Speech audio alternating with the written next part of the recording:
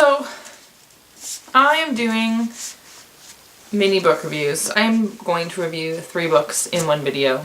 And you know, I'm not a fan of wrap-ups. The videos are usually really long and the books don't get talked about enough. I love just single book reviews.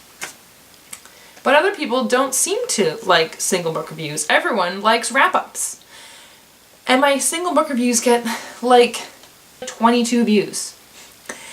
And it's not that I'm doing a multiple mini reviews video just so people will watch it because I want views, but because I post these videos because I want people to know about these books that I'm excited about. I want to talk about them because I want other people to get excited about them too. And if people aren't watching them, they can't get excited about them. Like, does that make sense? I want people to know about these books that I'm excited about. And if doing it in a wrap-up is going to get more people to watch it and get more people to be excited about these books that I want people to know about, I guess that's what I'm going to do. Anyway, I'm going to talk to you today about Afterworlds, The Light Between Oceans, and Turtles All the Way Down. First, let's talk about Afterworlds by Scott Westerfeld. I originally rated this 4.5 stars on Goodreads, but I think it's more like 4 stars. I really enjoyed it. I thought it was great. Parts of it I absolutely loved, but I had some issues with it. So 4 stars makes more sense to me than 4.5. 4.5 is really close to perfect. But Afterworlds is about a girl named Darcy who is getting her very first book deal, and it has alternating chapters between her and her adventures and experience with getting her book deal and getting it published and doing her rewrites and meeting new authors and going on book tours, and also her finished book. I loved reading about Lizzie.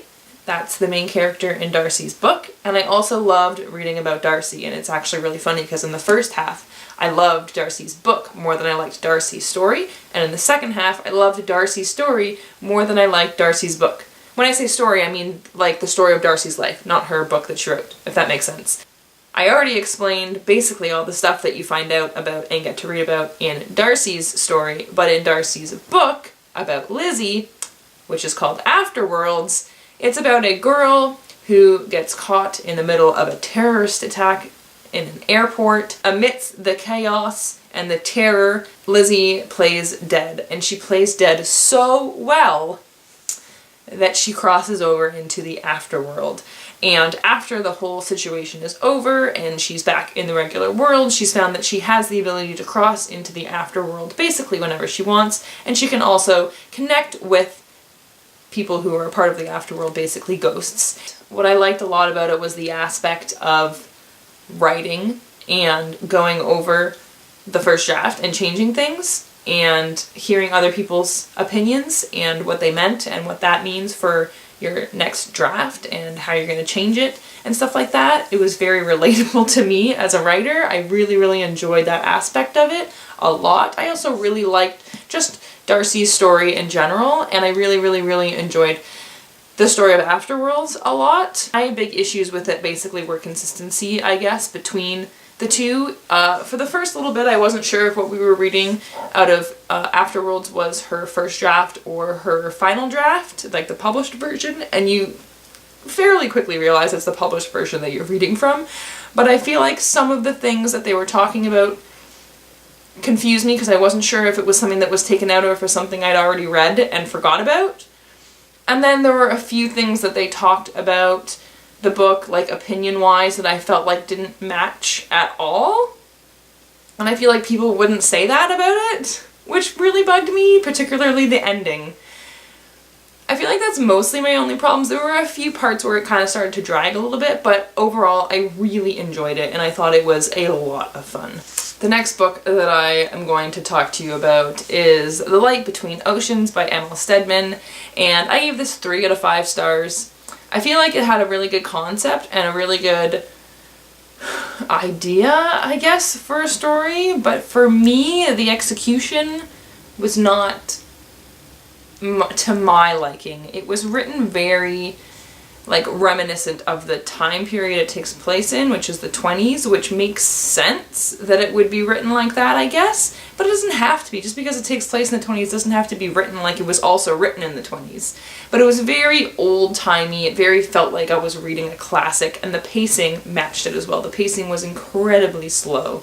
But what this book is about a man who works in a lighthouse on a remote island. It's just a lighthouse and a house to live in, like a little farmhouse. And he ends up getting a wife, and she moves out to the lighthouse with him, and they try to have a baby, and she has 3 miscarriages, I think. And then they end up coming across a boat that washes up on shore that has a dead body in it and a baby who's alive. And they steal the baby. And it is about basically what happens after that and the repercussions of their family and the baby's family and everything. So I wasn't a fan of the writing most of the time, and I wasn't a fan of the pacing. It was really, really, really slow, and I feel like a lot of the stuff that happened still could have happened just if the writing wasn't so, and I don't want to say bland. It's not really bland, but it's very blah. That's the same thing. It was just written in the way people spoke a long time ago. It was just very, like, proper and kind of boring, I guess. So, for the most part, I thought it was really slow and really boring. There were parts that I definitely enjoyed, and there were parts that I thought were really nice and really sweet in it, and there were also parts that were really heart-wrenching. The last chunk, the last like 50 pages or so, maybe a little bit more than that, I thought were really, really good and really gripping, and I was like, oh my goodness, what's gonna happen? It also kind of like tore at me a little bit. Like, you feel for both sides of the story in some parts, and like, you know, you shouldn't feel bad for the people who stole the baby because they stole the baby, but it makes you feel bad for them in a lot of ways. So that was well done, and it also made me continue to think about it afterwards. I was always thinking about, like, oh my god, imagine if that happened in real life. Like, what would you do? So it had like a lasting impact on me, which is why I gave it 3 stars. I didn't really enjoy it, but I guess I appreciated it. I guess that makes sense. I also watched the movie directly after reading it, and it was an excellent adaptation. It was one of the closest book to movie adaptations I've ever seen. It was excellent. Like, hardly anything was changed. Like, they had to take stuff out, obviously, and because some stuff was taken out, some things had to change in order to still make sense, but it was like, oh my god, it was like spot on. The next book that I'm going to talk about is Turtles All the Way Down by John Green. Much anticipated by everyone, worth it for me. I gave this 5 out of 5 stars. I adored it. I absolutely loved it. Turtles All the Way Down is about a girl named Aza? I don't know. AnnounceNames.com. Came across a bunch of different pronunciations depending on what language you speak, so that wasn't helpful at all. Her last name is Holmes, and her friends call her Holmesy. So this story is about a girl named Holmesy who has anxiety and OCD. Her OCD is revolving around the fact that she always thinks she's gonna get sick. She's basically afraid of any kind of germs in any way, and she's got these like arguing thoughts in her head about whether or not the things that she does are going to make her die or get these horrible diseases or not. There's this huge inner conflict with her that she is dealing with, and on top of that there is a very famous rich man who lives somewhat near her who was about to be arrested, and he basically fled before he could get arrested, and turns out there's this huge reward out for anyone who knows anything about where he is. And she used to be friends with his son, so her friends convince her to basically get back in touch with him so that they can try and find his dad and get this massive reward. But the story ends up kind of being about her kind of rekindling this friendship with this guy and her dealing with how that affects her anxiety and her OCD and her friendship and relationship with her mom. So it starts out by being this, like, trying to find out where this fugitive has run off to, but ends up being more of like a life and friendship story. And I absolutely adored it. I loved the writing. It was very casual and hilarious. It was so funny, guys. It was so funny. The conversations in person and over text messages that her and her friends have were hilarious. They were great. They were fantastic. They made me laugh out loud. Amazing. And I also thought that the inner thoughts that she was having with herself, the arguments that she was having in her head, were really, really well done, and they kind of like pained you a little bit to read about them, to know that people have these thoughts in their head and how difficult it must be for them. And there was even one part where it showed basically how intense it was and to the lengths that she would go to try and basically shut up the arguments in her head or basically make herself feel safe when even though the things that she's doing is not making her safe at all.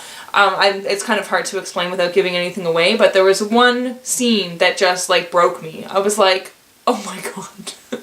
Like I can't believe she's going through this and that she's actually doing this and that she actually thinks it's gonna help. It like was heartbreaking, but it was really good, and amidst all the darker areas of the story, it was fairly lighthearted, and it was very fun and funny and really nice, and I loved the ending. The ending was like perfection in my mind. It almost made me cry because I just liked it so much. It was great. This book, for me, was definitely worth the wait.